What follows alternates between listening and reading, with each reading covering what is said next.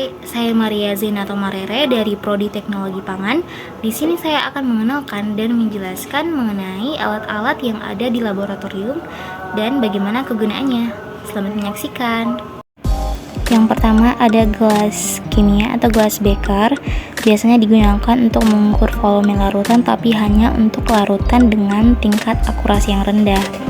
Kedua ada untuk mencampur, memanaskan cairan di atas hot plate atau heater untuk mereaksikan zat sampel cair atau padat, dan biasanya juga digunakan untuk menampung cairan titrasi dan filtrat dan menampung zat kimia. Umumnya gelas ini mempunyai volume dari 5 ml sampai 10.000 ml atau 10 liter.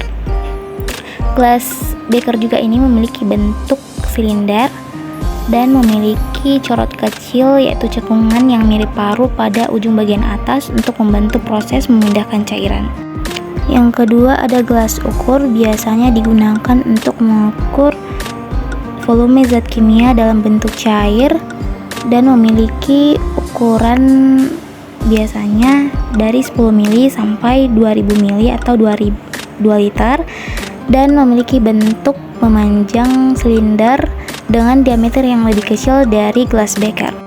Yang ketiga ada Erlenmeyer. Biasanya digunakan sebagai tempat mereaksikan bahan kimia, sebagai tempat untuk menempatkan larutan yang akan dititrasi. Dan yang ketiga tempat untuk membuat larutan. Yang keempat sebagai tempat untuk pembiakan mikroba. Bentuk dari Erlenmeyer sendiri yaitu berbentuk kerucut dengan leher silinder namun dengan dasar yang datar.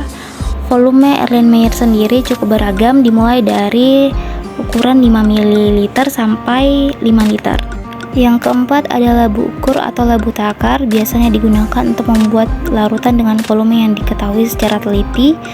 Yang kedua untuk mengencirkan larutan sampai volume tertentu dengan ketelitian yang tinggi, dan untuk mengukur larutan secara spesifik dengan ketelitian pengukuran yang sangat tinggi. Biasanya alat ini berbentuk labu yang terbuat dari kaca dan memiliki volume ukuran dari 25 ml sampai 2 liter. Yang kelima ada corong gelas. Biasanya digunakan sebagai alat bantu untuk memindahkan atau memasukkan larutan ke wadah yang lebih kecil dan sebagai alat bantu dalam melakukan penyaringan, yaitu sebagai tempat meletakkan kertas saring. Yang keenam ada tabung reaksi, berbentuk lengkung seperti huruf U, terbuat dari kaca yang memiliki sifat tahan panas. Biasanya tabung ini digunakan untuk mereaksikan dua larutan atau bahan kimia atau lebih. Yang kedua sebagai tempat untuk mengembangbiakkan mikroba dalam media cair, dan sebagai tempat untuk memanaskan bahan kimia. Yang ketujuh ada buret, terbuat dari kaca dengan bentuk silinder yang memiliki garis ukur dan sumbatan keran pada bagian bawahnya yang berguna untuk menjaga tetesan sejumlah reagen cair dalam eksperimen. Buret ini biasa digunakan untuk meneteskan sejumlah reagen cair dalam eksperimen yang tentunya memerlukan presisi seperti pada eksperimen titrasi. Yang kedelapan ada rak tabung reaksi, terdiri dari dua jenis. Biasanya ada yang berbahan kayu dan ada juga yang berbahan stainless steel.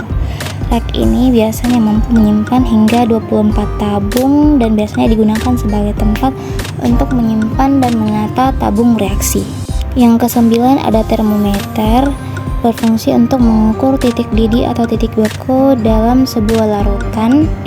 Dan biasanya termometer ini mempunyai skala suhu yang luas, yaitu berkisar antara minus 10 derajat Celcius sampai 110 derajat Celcius. Yang ke-10 ada desikator, merupakan alat laboratorium yang berupa panci atau wadah. Biasanya digunakan untuk menghilangkan air dan kristal hasil pemurnian dari suatu sampel atau sebagai tempat pengering bahan yang akan diuapkan. Yang ke-11 ada alat cuvette. Alat ini memiliki bentuk menyerupai sebuah tabung kecil dengan penampang melintang berbentuk lingkaran atau persegi yang ditutup pada salah satu ujung, terbuat dari plastik kaca atau kuarsa leburan, dan digunakan untuk menyimpan sampel pada percobaan spektroskopi atau spektrometer. Yang ke-12 ada labu destilasi, memiliki bentuk yang hampir sama dengan labu ukur, tetapi labu ini mempunyai pipa ke arah sisi bawah yang akan disambungkan dengan alat gelas pendingin untuk keperluan destilasi. Biasanya labu destilasi ini digunakan untuk memisahkan dua zat atau lebih yang mempunyai perbedaan titik didih. Mortir berfungsi sebagai wadah, sedangkan stamper berfungsi sebagai penghalus atau alat penggerusnya untuk menghaluskan atau menggerus sampel.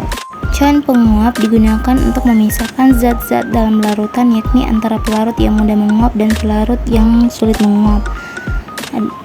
Juga digunakan untuk mengeringkan sampel. Biasanya cawan penguap ini tahan hingga suhu 200 derajat Celcius. Cawan Petri adalah sebuah wadah yang bentuknya bundar dan terbuat dari plastik atau kaca. Biasanya digunakan untuk membiarkan sel, sebagai tempat penyimpanan beberapa jenis bahan kimia, dan sebagai tempat mengeringkan dan menguapkan bahan kimia. Kondensor biasanya digunakan dalam bagian utama alat destilasi ataupun reflux untuk mendinginkan uap panas dalam beberapa metode kimia. Hot plate adalah alat yang digunakan untuk melakukan pemanasan ataupun pengeringan pada sampel atau bahan yang akan diuji. Kaca arloji berbentuk seperti piring kecil dan digunakan untuk tempat menimbang bahan kimia, sebagai penutup gelas beker atau tempat mengeringkan bahan dan menguapkan zat cair dalam jumlah yang kecil. Pipet gondok adalah alat pengukuran kuantitatif dengan tingkat ketelitian yang tinggi, ditandai dengan bentuknya yang ramping pada penduduk volume dan hanya ada satu ukuran volume. Pipet volume biasanya digunakan untuk memindahkan cairan dari satu wadah ke wadah yang lain, dan biasanya digunakan untuk memindahkan larutan baku primer atau sampel pada proses titrasi.